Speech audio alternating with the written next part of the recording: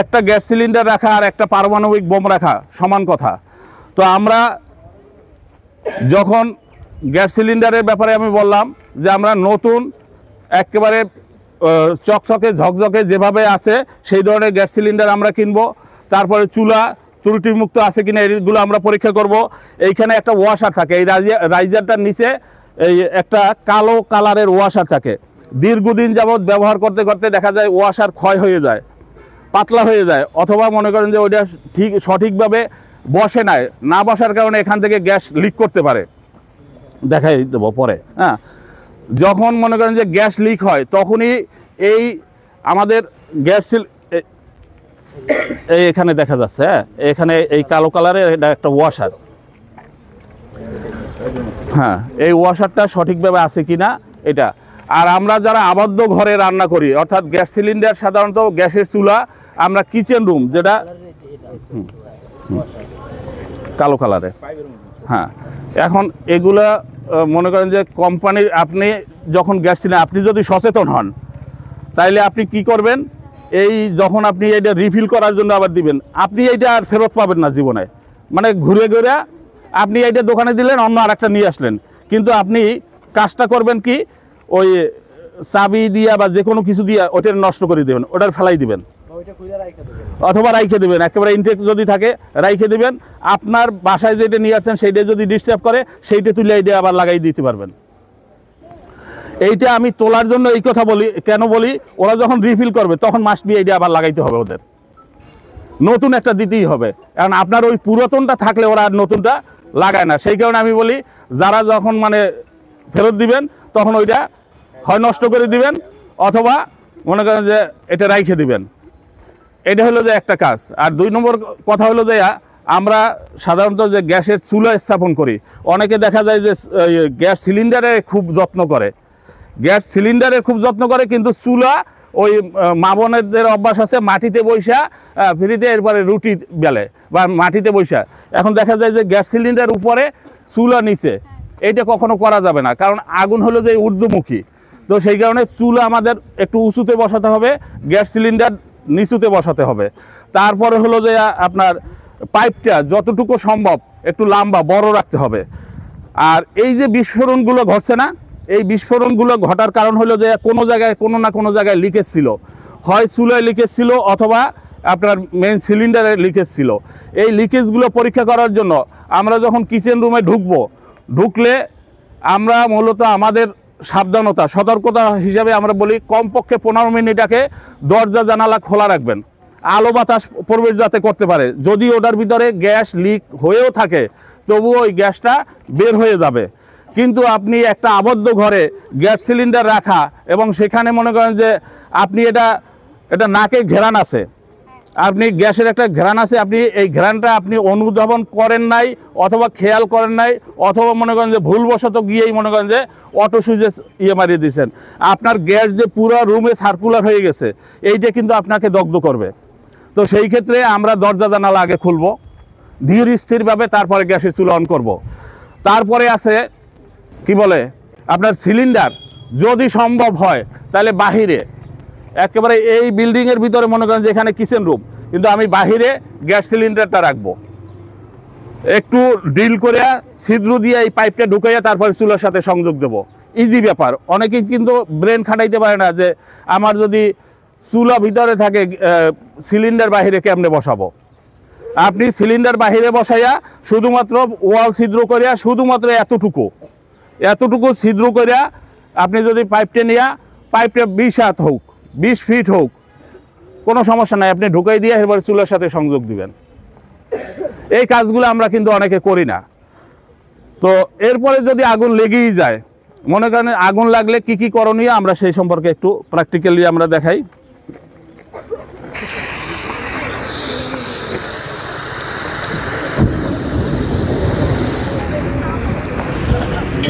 আগুন দেখেন, বাতাস তোমাদের গায়ে তাপ লাগলে একটু দূরে চলে যাও। এই দেখেন আগুন কিন্তু সে বাতাসের ফোর্সে আগুনটাকে কিন্তু দূরে সরাই নিচ্ছে। এটা হলো যে গ্যাসের প্রবাহ। ডান হাতটা এখানে আনলাম, আইনে এই একটা ভাঁজ দিলাম, এই আস্তে কিন্তু আগুন কমিয়ে গেছে। এখানে অন্য কোনো কিছু প্রয়োগ করা হয় নাই, পাইপটাকে ভাঁজ করে ধরছি, আগুনটা অটোমেটিক নিভে গেছে। এই জিনিসটা এই বিষয়টা আপনারা প্রয়োগ করতে পারেন। আপনার এটা চুলার সাথে যদি সংযোগও থাকে, তারপরে যদি আপনি ভাঁজ করেন, হ্যাঁ ভাঁজ করলে আগুনটা অটোমেটিক আপনি ভাঁজ করে কিছুক্ষণ ধরে রাখেন, কিন্তু ভাঁজ করে আবার যদি সাথে সাথে ছাড়িয়ে দেন তাহলে কিন্তু আবার গ্যাস বের হবে, আবার আগুন ধরবে। তো সেই ক্ষেত্রে এটাকে ভাঁজ করে ধরতে হবে।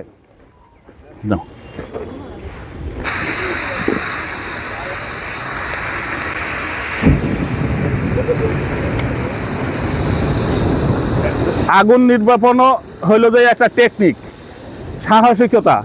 এই দেখেন, এই হ্যাঁ এটা পারেন অনেকে, কিন্তু সাহস করেন না। এই আগুনের ভিতরে মনে করেন যে এই ছিদ্রটা আমি বন্ধ করে দেওয়া, অর্থাৎ গ্যাসটাকে আমি বন্ধ করে দিলাম, আগুন অটোমেটিক নিভে যাবে। হ্যাঁ, এখন এই আঙ্গুলটা দেওয়ার কিন্তু একটা টেকনিক আছে। অনেকে করে কি মনে করেন যে, যেমন আমি আঙ্গুলটা যদি এইভাবে চিন্তা ভাবনা করার চেষ্টা করি, গ্যাস কিন্তু আপনি থামে নাই, গ্যাস না থামার কারণে গ্যাস দুই দিক দিয়ে চারিদিক দিয়ে বের হইয়া আপনার এই হারবে না, আপনার হাতটা ফুরিয়ে যেতে পারে। কিন্তু আমি কিন্তু কি করছি, এইভাবে আগাইছি, মানে হঠাৎ করে এ পর্যন্ত আমি পুরবো না, এখানেও পুরবো না, কারণ আগুন কিন্তু অনেক দূরে, গ্যাসের প্রেসারে আগুনটাকে অনেক দূরে নিয়ে গেছে। এই নিয়ে আসলাম, অর্থাৎ সাপের মাথায় আমি হাত দেবো, সাপের সামনে যাই যদি এইভাবে করি তাহলে তো সাপের ফোস্ট করবে, মেরে দিবে। আর যদি সাপের যাইয়েই ধরি, হ্যাঁ তাহলে কি করবে? তো সেই রকম একটা টেকনিক আবার একটু দেখাই। হ্যাঁ দেখান, হাত পুরিয়েন না আবার। এই এসে কিন্তু থানায় একজনের, হ্যাঁ আমি যেটা সতর্ক করছি, আপনি এদিকে আসেন। হ্যাঁ হ্যাঁ, উনি মরছে। আপনাকে আগে আমি আপনাকে আগেই বলছিলাম, আগেই সতর্ক করছি। হ্যাঁ হ্যাঁ হ্যাঁ, ও ফাঁকা রাখা যাবে না।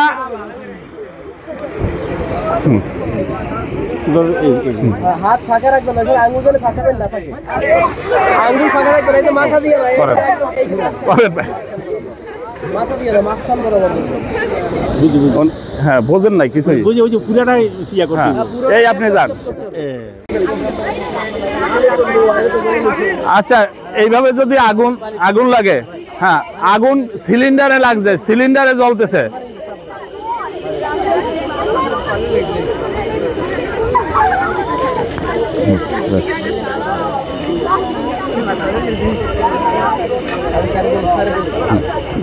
যাও তারপরে বলবো।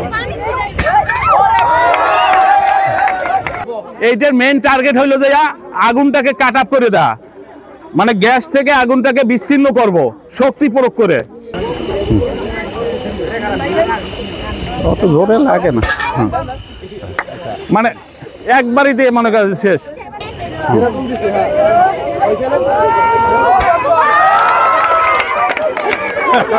আচ্ছা সবাই একটু চুপ থাকি। ওনার প্রথমে যে ভুলটা হয়েছিল সেই ভুলটা আমি বলি। ওনার প্রথমে যে ভুলটা, এবং এই ভুলটা আপনারা যারা আছেন তারা 99% লোকে এই ভুলটা করবেন। সেই ভুলটা কি আমি বলে দিচ্ছি। সেটা হলো যে আপনি আগুন জ্বলতেছে, আপনি এই পাইপ, এখন এক নম্বর কথা হলো যে বাতাসের বিপরীতে আমার দাঁড়াইতে হবে।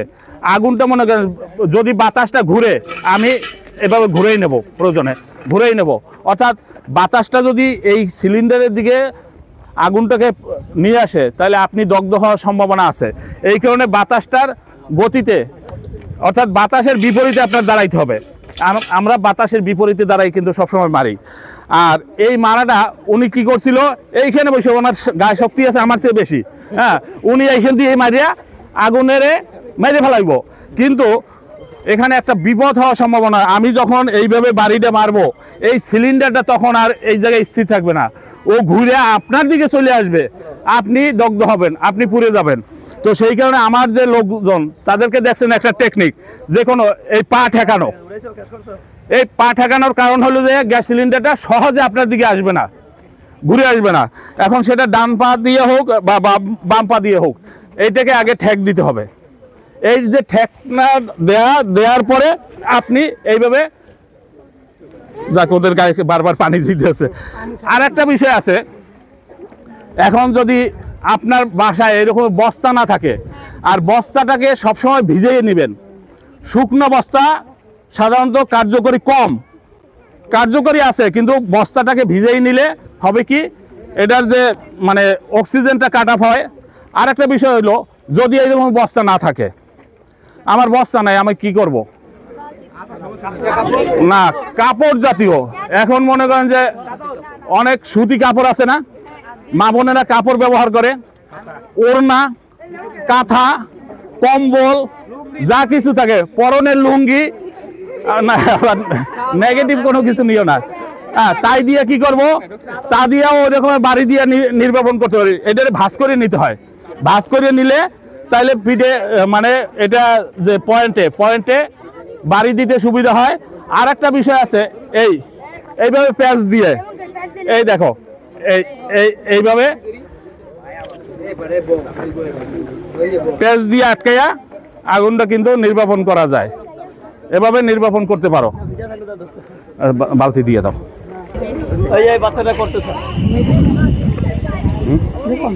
হ্যাঁ, যদি এইরকম একটা বালতি থাকে, বালতি দিয়া বাতাস ঘুরে, এদিক ঘুরেই দেবো, আমাদের সমস্যা নেই। ওদেরকে আর কি, ওদের তো ইয়ে করা যাবে না। হ্যাঁ, দাও।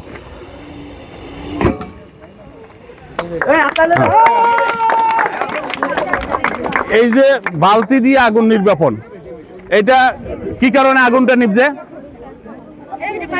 হ্যাঁ, অক্সিজেন কাট অফ করে দেয়া। তোমরা মোমবাতি পরীক্ষা করছো? হ্যাঁ, গ্লাস দিয়া মোমবাতি কেন? অক্সিজেন আগুন জ্বালাতে সাহায্য করে। অক্সিজেন যদি না থাকে তাহলে আগুন অটোমেটিক নিভে যাবে। তো আমাদের এই বালতি দিয়া যে আমরা আটকাই দিলাম, এটা অক্সিজেন কাট অফ।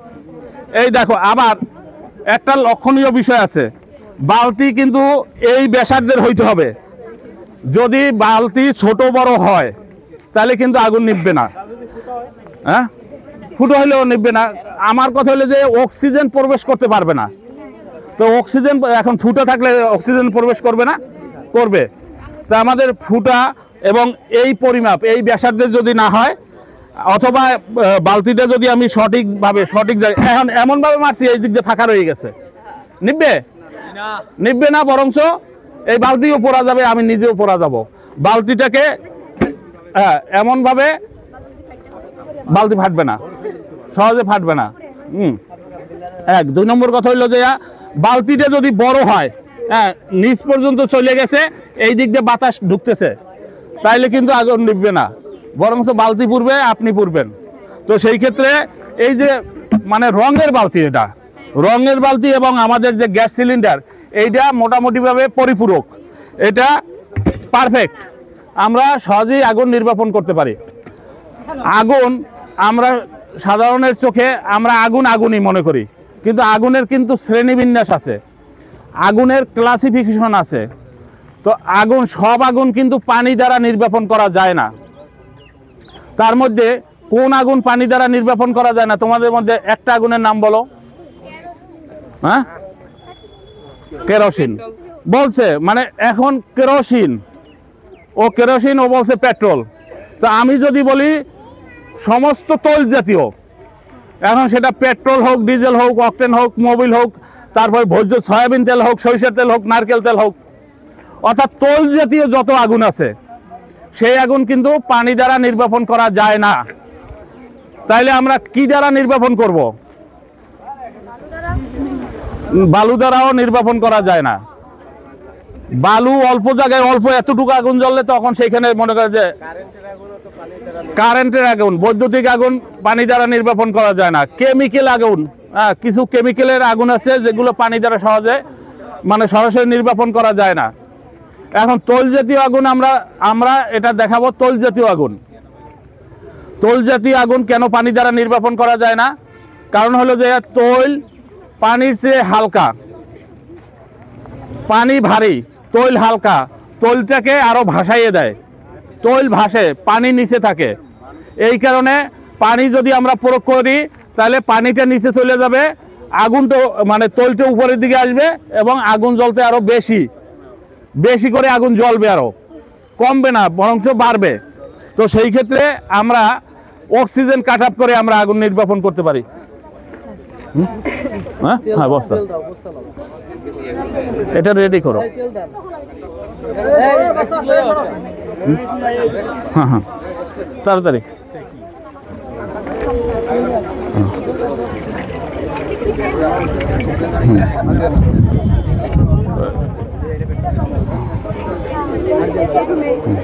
আচ্ছা এই দেখো এই তৈল কিন্তু ভাসতেছে পানির মধ্যে, এটা নিচে পানি উপরে তৈল ভাসতেছে। তৈল ভাসতেছে পানি নিচে, আগুন জ্বলেই দেখতে পারবা। হ্যাঁ আগুন, হ্যাঁ এই দাও। পিছনে যাও, আপনারা একটু পিছনে যাও। দাও দাও দাও দাও দাও।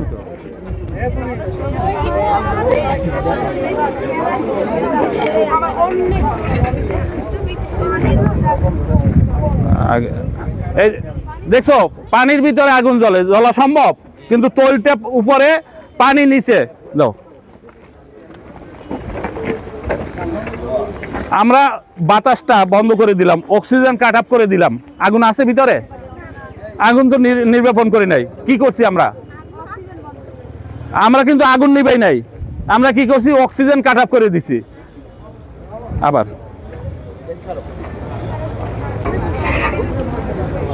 তোমাদের ভিতর থেকে কেউ দেখাবে? দাও। এই সামনে একজন দেখেন, স্টুডেন্টদের ভিতরে একদম ওইটা ঢাইকে দিব, পুরোটা ঢাইকে দিব। দাও এই রহমতের দিক দাও। দাও। ওই আপনারা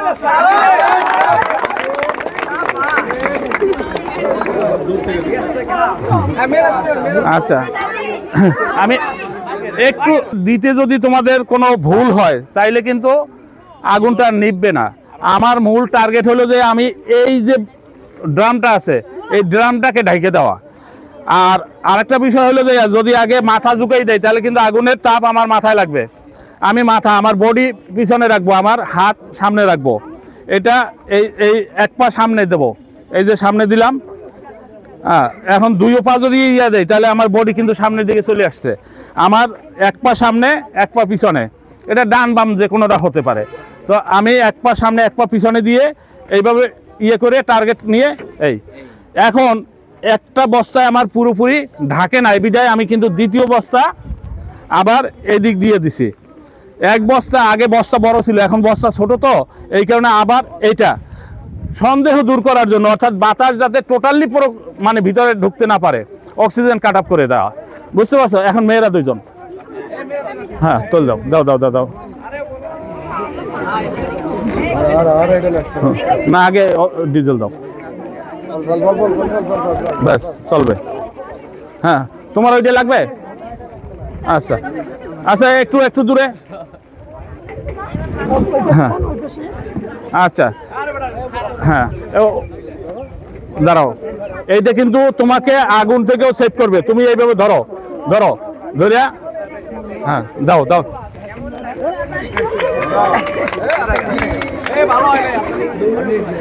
আচ্ছা একটু তোমাদেরকে সতর্কতার জন্য আমি বলছি, তোমরা যে আগুনে একটু ঝুঁকি আছিল, এই ঝুঁকিটা তোমাদের দূর করতে হবে। তুমি কিন্তু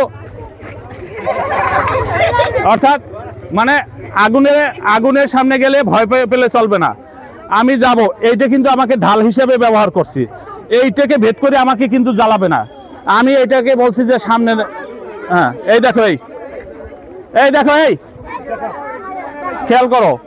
আমি এরপরে আমি বলছি যে বডি দিবে না, রেল লাইনে মাথা দেবো, বডি দেবো না। না বডি দেবো মাথা দেবো না, মাথা দেবো বডি দেবো না, কিছুই দেবো না। গুড। এখন আমার এই বডিটাকে আমার দূরে রাখতে হবে। এই দেখো, হ্যাঁ এই আরেকবার ফাইনাল শেষ। না জ্বালাই ফেলাই, এটারে জ্বালাই ফেলাই।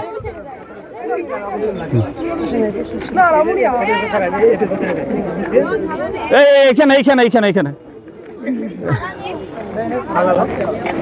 ভিতরে ব্যাস চারিদিকে সরাই গেলে সেই জায়গায় আগুন জ্বলবে। হ্যাঁ সেক্রেটারি মিনি স্টেডিয়ামে নগদ অর্থ 50 লাখ দেওয়া হোক। কত পয়সা 50 লাখ? সেখানে টাকা